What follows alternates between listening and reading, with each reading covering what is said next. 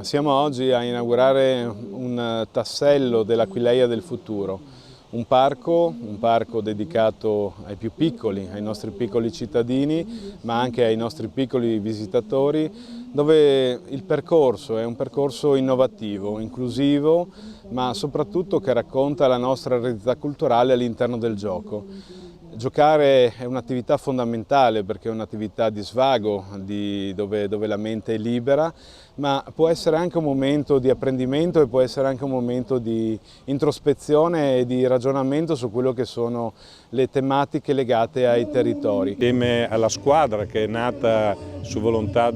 e su proposta della Sabrina Zanner abbiamo creato un gruppo di lavoro con Legnolandia, Scuola Musicisti, Comune di Aquileia, Fondazione Aquileia che ho l'onore di rappresentare per creare questo progetto bellissimo di questo parco interattivo all'interno della città, della nuova città di Aquileia, in un collegamento con la vecchia città dove normalmente opera la fondazione. Questo per creare questo collegamento stretto e lavorare insieme alla cittadinanza, ma soprattutto ai bambini, perché il gioco è un qualcosa che ci abitua a giocare assieme, vivere assieme, in pace e cercare di fare cose belle assieme. Per collegare il passato, il grande passato aquileiese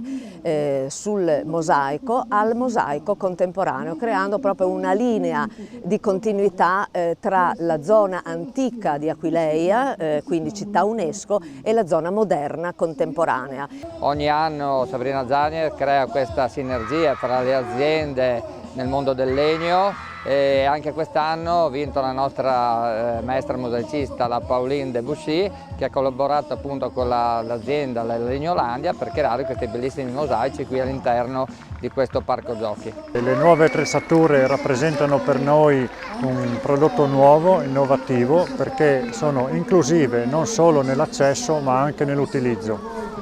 Utenti con ogni abilità e con ogni età possono interagire tra loro